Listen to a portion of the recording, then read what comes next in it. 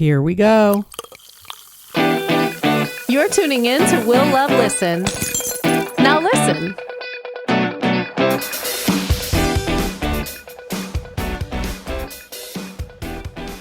Oh, it's all good. It's all good. I'm actually glad it got rescheduled because yesterday was just very hectic and I'm Good, good, good. Okay. yeah, I'm actually have an ear infection, so yesterday I was not feeling well, so it worked out. Oh no, that's so painful. I hate ear infections. Yeah. Yeah, and you have Ha- like the ringing and the pain and I was like, "Wah." Yeah. Are you feeling any better? Um, Slightly. I just started something literally last night. Okay. Okay. All right. Well, luckily antibiotics work pretty quickly, so that's good. Yeah. Yeah. So, but what were you gonna say? I'm sorry. Oh, I was gonna say, how did I saw that you did body the laser hair removal. I was wondering how it went. Oh, it went really well. It went really well. Yeah. So I'm doing like a series of treatments. I will say it is spicy. So I learned the hard way because so that was like my third visit the other day, Hmm. but my first two I shaved like right before I went. So like I shaved, showered, and went to the med spa and it hurt. So Yeah. I learned that you need to do all that the night before and it hurts less. Yes. Yeah. Yes, I've heard that. Um, well, at least you learned. You live and learn. Yeah, exactly. Exactly. I'm trying to get all ready for summer. I So, know. I know. We got to get our summer bods. yeah, yeah, exactly. Um, but it's so good to speak with you. Thank you for joining. I have a bunch of questions because I posted I was going to be interviewing you and I have my own questions, but then people sent me some interesting questions. So I'm like, okay, all right. Oh, okay. All right. Hopefully I can answer all of them. Well, I want to talk about the tour, motherhood, SNL, but first I kind of want to take it back to your early years because I'm curious, how was your life growing up and what inspired you initially to get into comedy? Oh man. Well, I wouldn't say normal childhood. I would say typical, suburban kid with I mean, there really is no typical. I was a suburban kid. I grew up outside of DC. Very regular, parents. Dad was a lawyer, mom was a painter.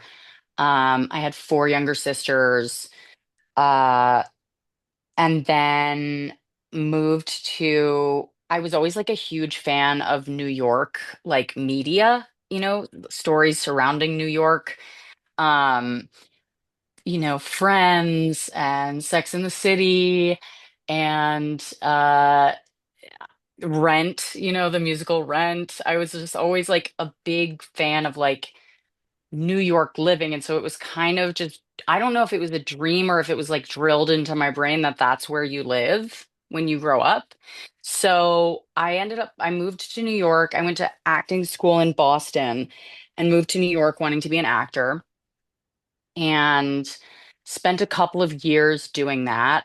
Did like off-Broadway shows and didn't have a ton of success, but after a while decided I'm not going to be an actor anymore. I'm just going to be like a social worker or like a dog trainer or something like that. And my friend, who was a comic at the time, was like, "You would be terrible at both of those things. You are, that takes a lot of patience with other people that you don't have." And he was like, "You're sending me jokes all the time that I don't want. Why don't you just try them on stage?" And so I tried stand up. And I tried it the first time when I was on a cross country trip with like my best friend who was leaving New York. And then when I came back to New York, I think it was about 3 more months before I tried it again. And once I tried it that second time in New York, then I felt like, oh, I really enjoy this. And I just kept doing it every night I until I got my first job. Oh, that's awesome. Yeah. I know exactly what you mean because I was like convinced when I was in my teens. I live in Jersey. I grew up in Hmm. Jersey for the most part. So I was convinced I was gonna move to New York at 18, get a bartending job, and that was going to pay for college somehow in the city. So, Yes. Yeah. but I know what you mean when you're like determined and stuff. And eventually, well, that did not happen, sadly. But eventually, I obviously got into like entertainment. So, Yeah. but the hustle paid off, and you started working in comedy, and in 2022, you started writing for SNL. hmm And I'm really curious. I'm obsessed with SNL. How did that come about? And more importantly, how has the process evolved over the past few years? Because there's been such a change within the country. hmm Um, well, I'll start with the first part of the question, which is the way that I got hired. I did a festival called Just for Laughs, and it was it's sort of like a way for newer comics to get recognized by the industry, to get their name into rooms in ways that they couldn't before. And I did the New Faces showcase at Just for Laughs. And then shortly after that, I had my first showcase for SNL.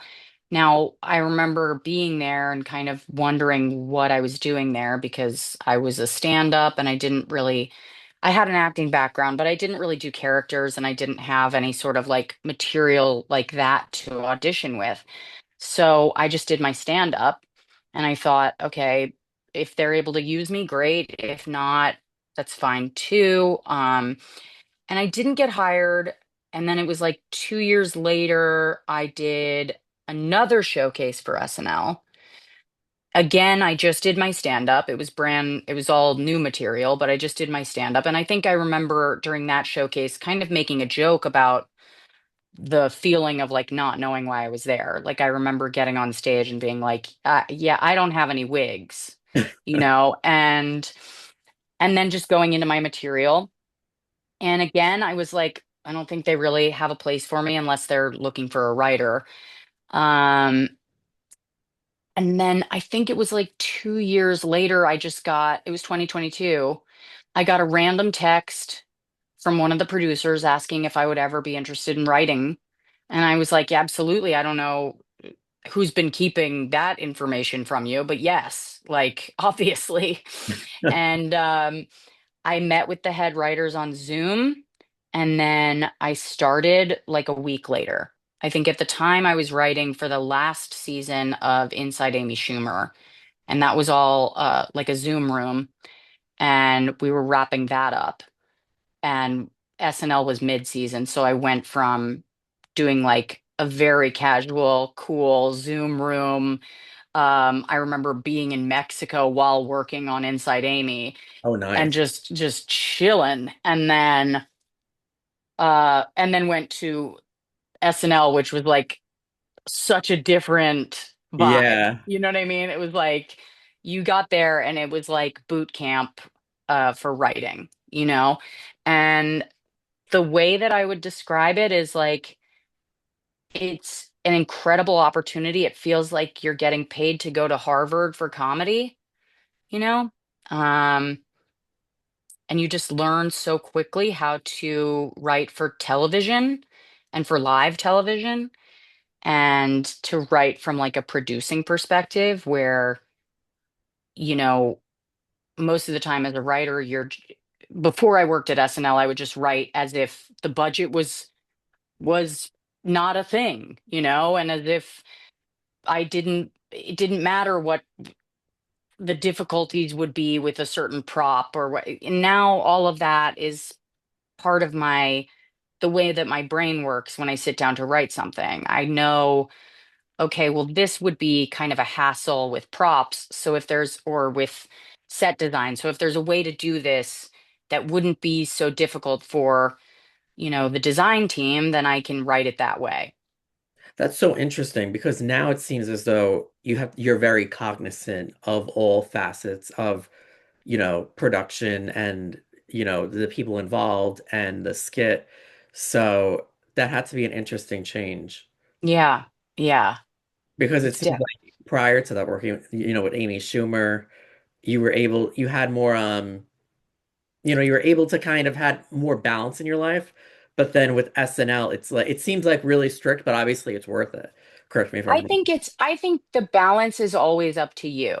Like as a creative, the balance is not within it's you have to create it yourself. So I wouldn't put it on a certain production or on uh, you know, my boss. It's like if I'm not feeling that balance in my life, I have to find a way to do it. So like, and it takes a little bit of time because the schedule at SNL is rigorous, but you learn pretty quickly what you can and cannot do physically and creatively. So if you need to take time on Sunday to work out or to go to acupuncture or to journal or whatever your thing is, you take that time. And that's like, you have to be as strict about that as you are with the rest of your life. I understand. And you liken it to boot camp. So I'm very curious. Do you have like 18-hour days, like the 4 days leading up to SNL? Like how, what's the dynamic like? Um, it's so the schedule, it's different for now I write for the update team, so it's a little bit different. Um, Yeah, I want to ask you about that in a little bit. yeah, I mean, on the sketch side, you go in on Mondays. You pitch to the host. Tuesdays, you sit down to write. You stay pretty late on Tuesday, and then sometimes like 3 in the morning. And then Wednesday, you get in at about, I think read through starts at 4. And generally speaking, it starts around 4. You're there till about 10 p.m. Then Thursday is rewrites. So you're there at noon and you rewrite everything with the other writers. Um, and then on Friday is blocking and rehearsal. And then Saturday is run through dress rehearsal show. So on the sketch side, that's what the schedule is like. Now on the update side, Monday, whatever setups you're getting on Monday, it's not that likely that the story on Monday is going to last until Saturday. So whatever is the top story on Monday, you can kind of like you can write a few jokes for it, but it's doubtful that it's going to hold. Um, so your workload just gets kind of it just slowly increases on the update side, and you stay later as the week progresses. So like Monday and Tuesday are kind of like, sometimes we'll stay late on Tuesday in case people want to do update features and they come in to pitch late. But for the most part, we get home around 11 on Tuesday. Okay. Um, yeah, so that's like pretty early. And then Wednesday, Thursday, Friday especially, we stay late on the update side. Just because that's when Michael and Colin are making their picks, and then we kind of go over everything. Nice, nice. Do you tend to like it sounds like long days. Do you tend to go in the morning or you typically because you stay like going in like the afternoons like I tend to go in around 2 p.m. Yeah. okay. Yeah. That's So I at first I was going in early, and then slowly as the year progressed, I was like, um, everybody else is coming in around 2 p.m. I don't really need to be here at noon. It was also just like for me, that was when my brain was the most useful.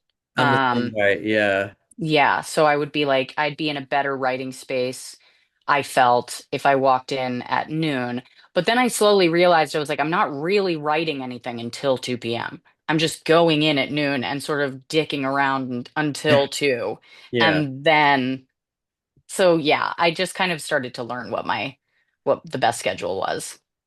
That's awesome. And 2025 marks 50 years of SNL. Hmm. So for you to get involved with the weekend update, it's such like a monumental year for the show. It's the perfect time, honestly. Hmm. So how has it been working on SNL 50 this year specifically, especially amidst like all the changes in the country? I love how you cover everything's covered in real time. It was honestly the 50th anniversary was basically like I a loved it. it was amazing. And especially because I'm a newer writer on the show, I didn't have a lot to do with the I wasn't there for the 50th. Like they brought in writers that have been there for like tenured writers, writers that have been there for a long time. There was a few writers, like supervising writers that were there that were a little newer, but for the most part, I didn't have to be in. I got the week off of the 50th and then came to the show. So it was really nice for me because I just got to enjoy it and watch it and be there for it. So I couldn't tell you what the experience was of like being on the producing side of things, but on the just from being a writer that's newer that got to be there and experience it, it was really amazing because it's just being a part of comedy history, you know? And you're just looking around going, I can't believe I'm here. This is amazing. That had to be such a pinch me moment because Yes. SNL is such like a big part of like history, really, and 50 years. And I watched that special, and I was just so like, wow. I'm like, I can't believe how, you know, how long it's been running. Yeah. It's a comedy institution. It's really incredible. And I love the weekend update segment. It's usually my favorite, honestly. Oh, Um, thanks. how has it been working on that? Like, was that a big adjustment? It was actually not a huge adjustment. The sketch side for me was a huge adjustment because I don't come from a sketch background. I come from a stand-up background, and that was a huge adjustment for me because just learning how sketch is done was really difficult. Because there's no one there that like shows you. You just learn from messing up. And you don't, when you're there, you're looking around, you're like around the funniest people you've ever met. You're like, I don't want to mess up in front of these Yeah, that's people. intimidating. Yeah. So, in a way, it was fantastic for me. Um, it was humbling in a really good way because as a creative, once you get to a place where you think that you know what you're talking about, it's like you kind of die creatively. So it was really amazing for me to walk in there having no idea what I was doing and just learn and soak in as much as I possibly could. Um, Once I moved over to Update, I was like, well, this is something I'm very comfortable with. Now, again, it has a specific voice, right? There are certain things that I would consider not edgy that I can't put on TV, So it was like adjusting to that, to the standards of network television is a little adjustment to make, but that was pretty much it. Once I figured that out, I felt really comfortable. Um, and it was just easier for me. It's like I know how to write jokes. That's what I've been doing. So that was a really, if anything, the adjustment was okay, I can kind of relax into Yeah. this.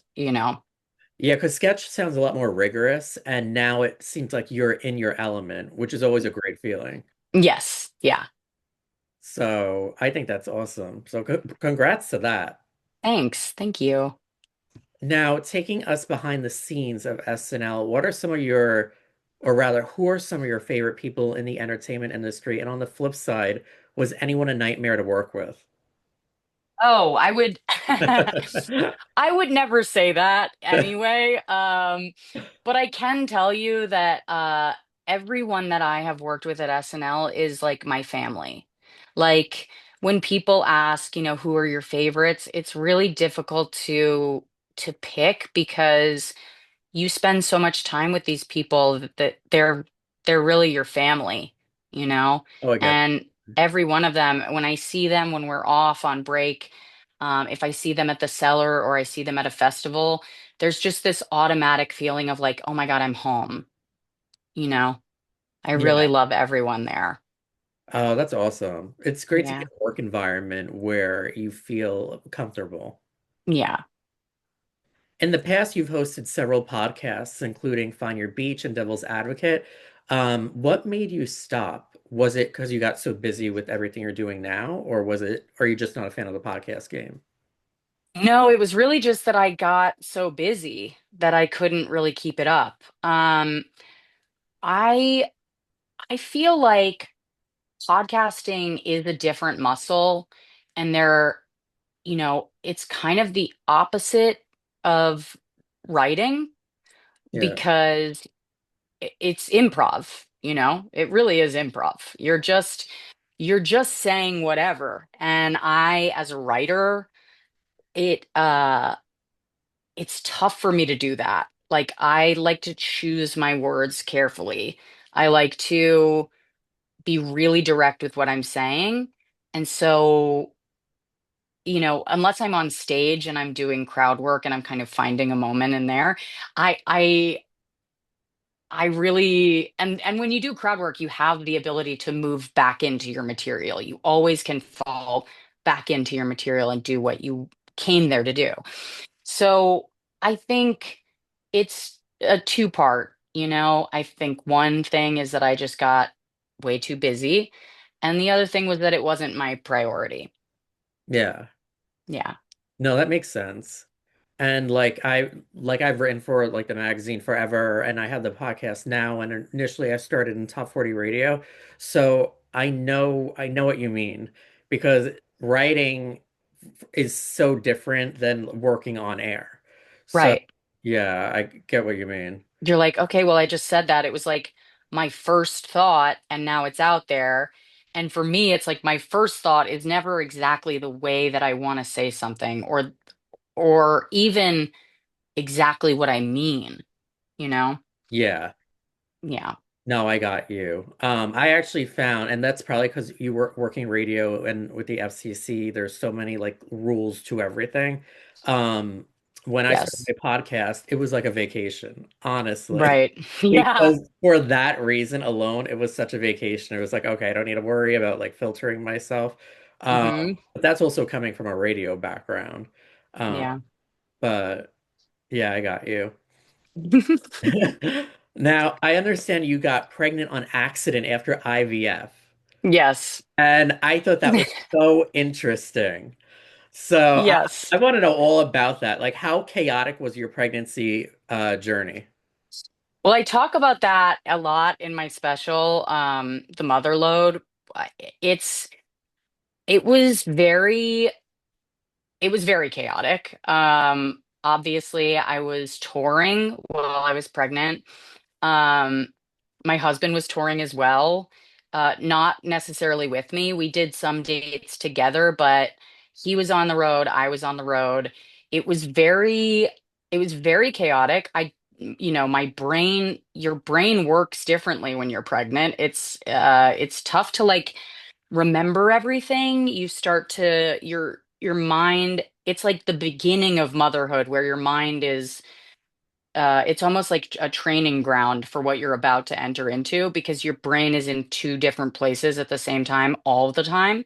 So that was an adjustment to make. But also, I really enjoyed it because uh, I enjoyed this part of it. The rest of it, I could leave it. But I really enjoyed the road normally is such a isolating place and you feel so lonely. And I loved the feeling of having someone with me all the time. And Oh, she was just like right there.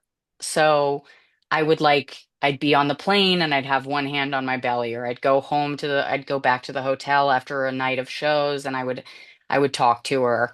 And it just felt like we were, it was the first time that I just had someone with me all the time when I was on the road. And that feeling, um, I have to dig for the positive when it comes to my pregnancy, but that was definitely a positive.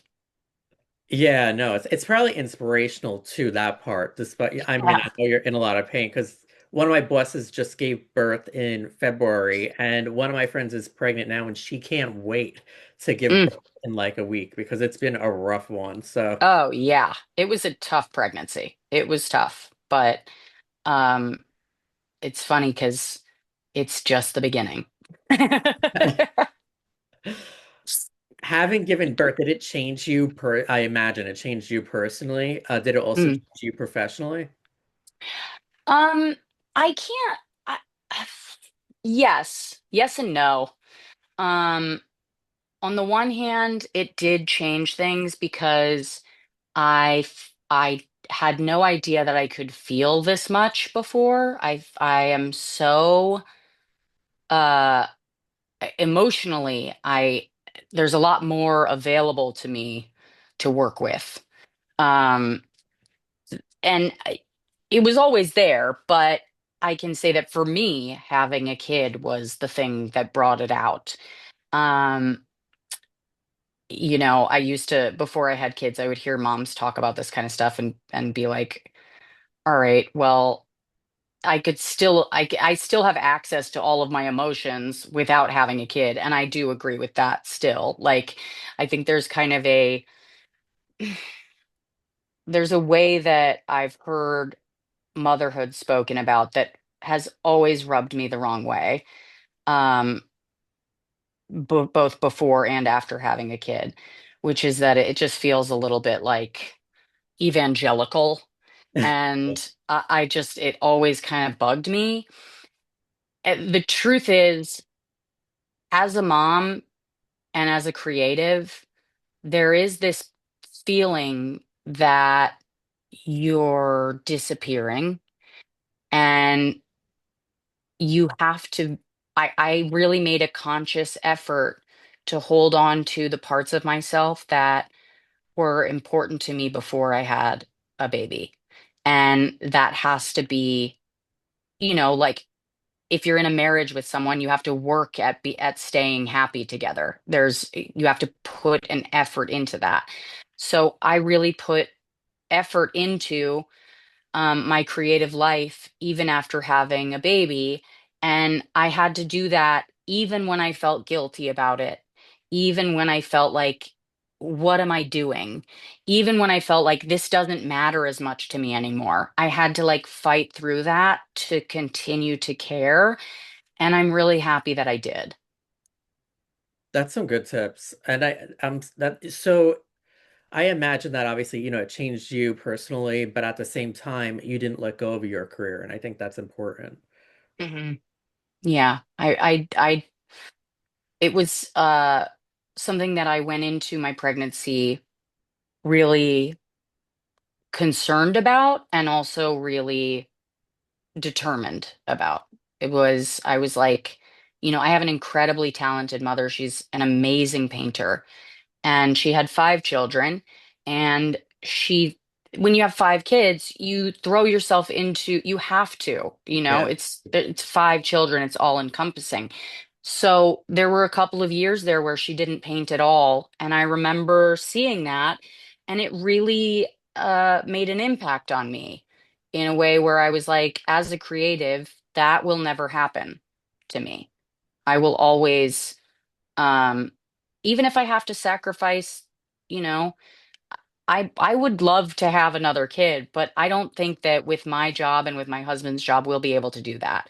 We're both traveling comedians, uh, and we would really both have to stop doing what we want to do to be able to balance two kids and two comedy careers.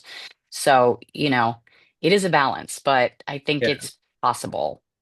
Yeah, I do too. They always say, "Oh, you can't have it all." But I believe like with balance, you could have the best of both worlds.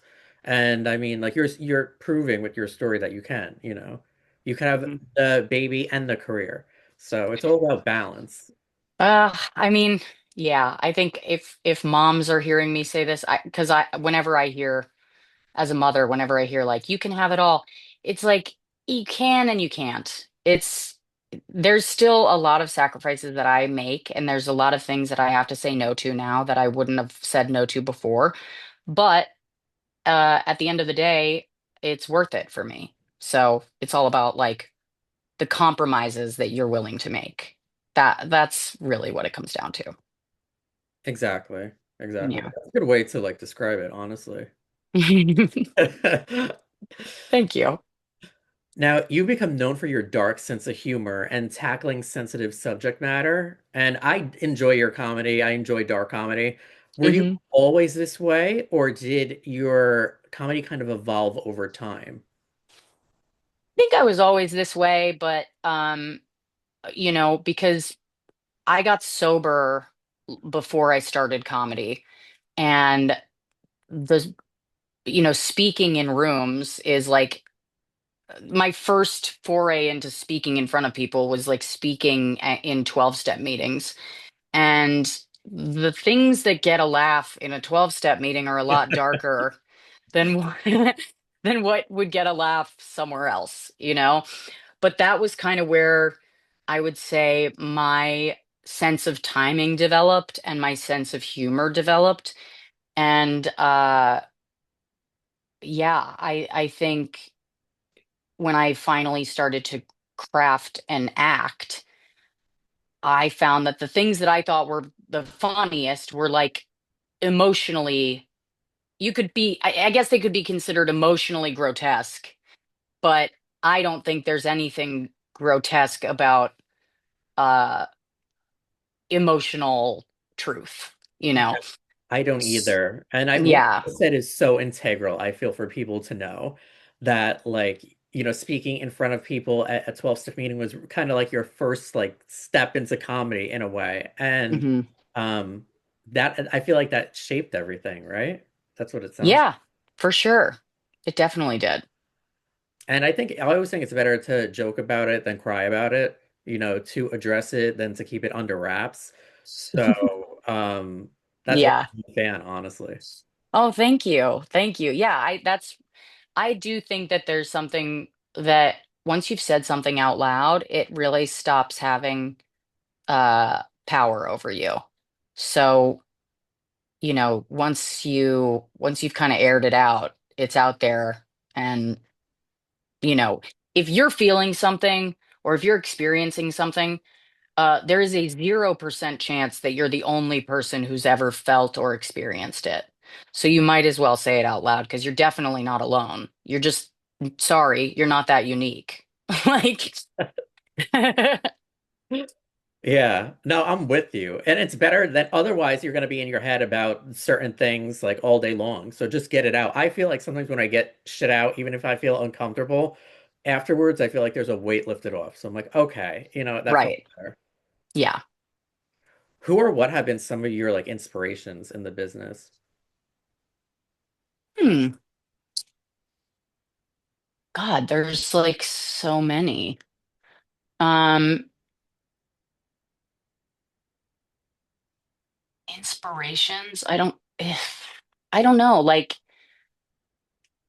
I don't know that I've thought about it like that.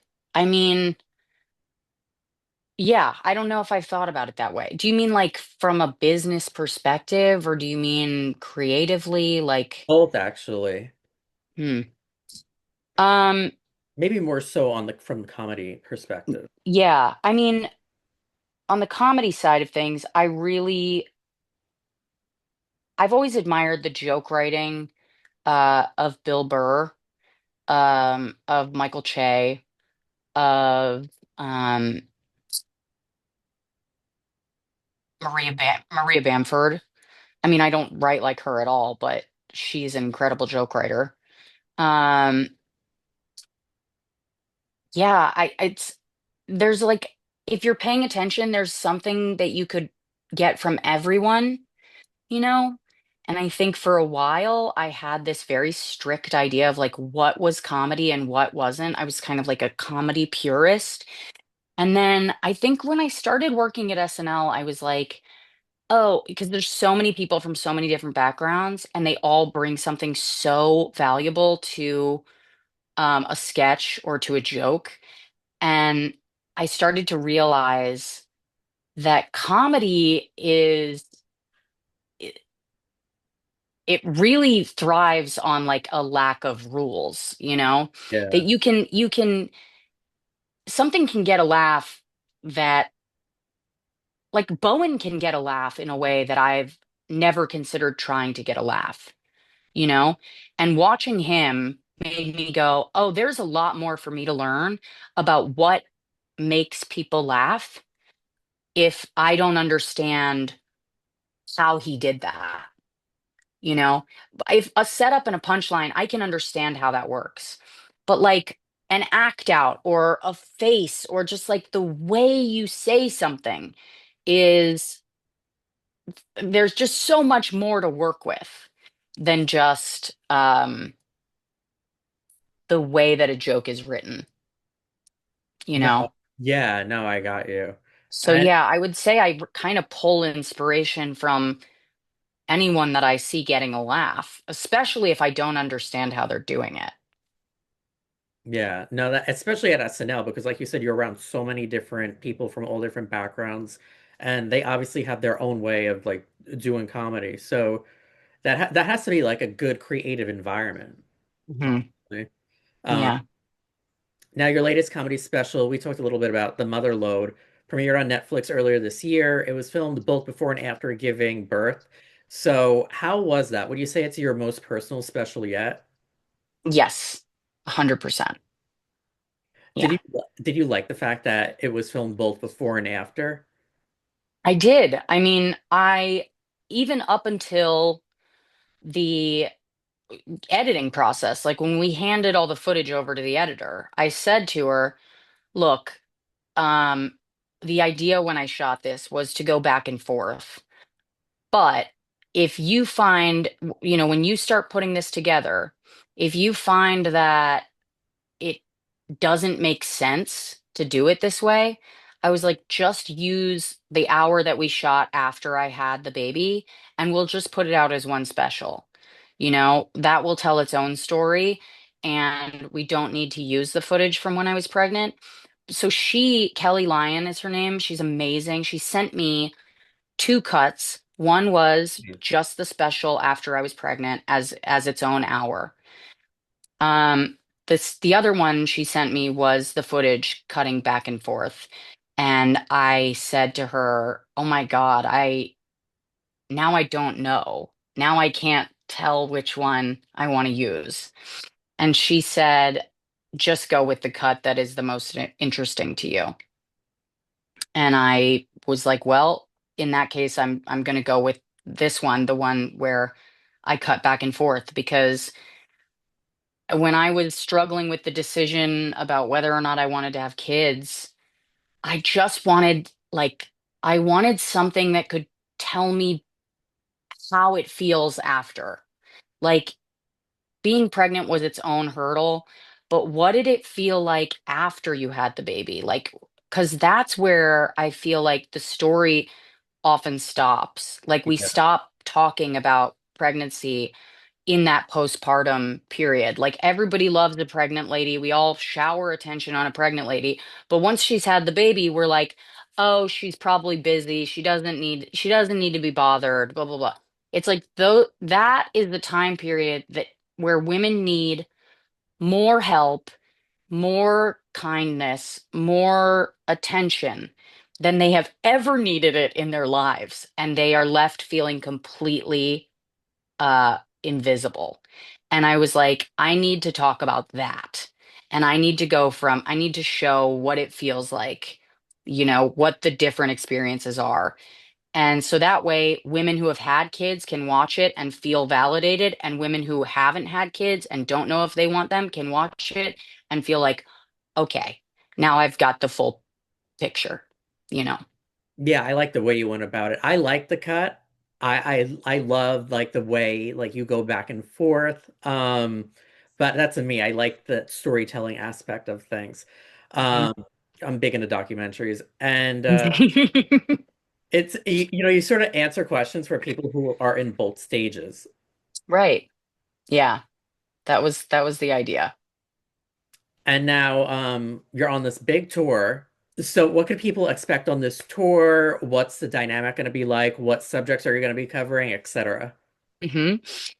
Well, it's all new material. I'll say that much. I would say that if you enjoyed the Mother Lode, you're really going to enjoy this. Um, what I it's funny because I've sort of reached this level of fuck it that I didn't have before, Oh, I love it. and that has kind of freed me up to talk about whatever the hell I want on stage. So I'll just say that um, that it's very raw. And I'm also in the very beginning stages of it. So whatever it is right now, it will probably change completely by the end of the tour. That's generally what happens. You set out, you want to talk about this certain amount of this thing, and then eventually it just sort of morphs, and whatever has gotten your attention the most just sort of expands. And so I can't, I don't know when this is coming out, but I also am like, I don't know when the person listening to this is going to know when I'm in their state. So, like, if I say too much, they'll probably be like, well, I thought she was going to talk about this and she ended up talking about this.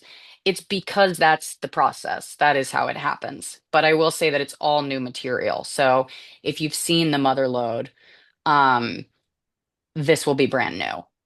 And if you haven't seen the Mother Lode, you should go see it. It's on Netflix. I'm looking forward to it. And I like how like you evolve, like what you just mentioned, you evolve your set over time. I was actually when I interviewed Nikki Glazer, we were talking about that, and Margaret Cho, because I hate it when like comedians will like almost stick with a script and Mhm. do that the whole tour.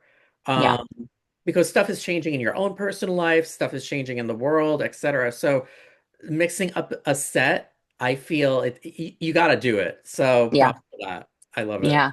Thank you. Yeah. I will say there's a lot more cultural commentary right now in my set than there normally is.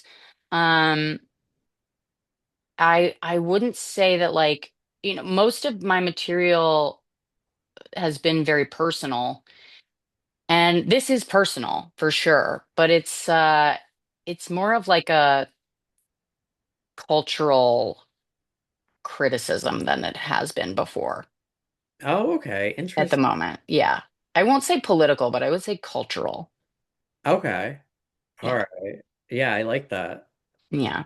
Now I'm very curious about what you But I'm so pumped for this tour. This is gonna be a good time. So everyone go to rosebudbaker.com, get your tickets, or go to Ticketmaster. This is gonna be a good time. I'm looking forward to it. Yeah. I'm really excited. I'm really excited. Thank you so much. Yeah, thank you for joining me today. It's been a pleasure to speak with you. You And thanks for giving too. us a little bit of background about SNL, like one of my favorite shows. And because I did get a lot of questions on that. And a lot of people, I should ask this, a lot of people were curious, how, like, if you had any tips to get into comedic writing and writing for television. I got a lot about that. So, Did you? yeah, when I posted, yeah. Huh. Um, any tips to get into comedic writing? Well, the first thing is to write, That would be the main tip that I have. Yeah. Um, yeah, it's write. Like, write what you want to write, make what you want to make. There's very little stopping you from putting whatever it is that you think is funny in front of an audience, especially now. There's less barriers now than there ever have been before. Um, so I think that's really what it is. Like, write your piece and work with what you have. You know, you don't have to have a camera crew, you don't have to have a production company. You can literally write a two-person sketch and play both people and put it up. So if that's if that's what you want to do, then there's nothing stopping you from doing it. Nice, nice. Yeah. Yeah. Oh, That and as far as writing for TV, man, I don't know. Um, Be brave. yeah, well, just like I don't know even how I started writing for TV. It was like I just did stand up, and then it eventually led to a career in writing for TV. So if there was like if I had been thinking of it the whole time as like, and then this will lead to this, and then now, and then I'll get that. It wasn't like that. It was like I just did what made me happy and what made me feel creatively fulfilled. And I do feel like when you're putting that energy out there, you know, the areas of your life that you're putting that attention, that's where you're going to see the most growth. So, yeah, I think by writing, you are helping yourself get closer to that. But I couldn't say like, I don't have like, I wish I had some No, I know what more you mean. practical Yeah. advice than that, but that's how it happened for me. So, No, it's good advice. It's realistic. yeah. So this has been such a good conversation. And I'm really excited to see you. Thanks so much for chatting with me. Yeah, thanks for joining me today. I look forward to meeting you, and the show's gonna be a good time. I know it. Yeah.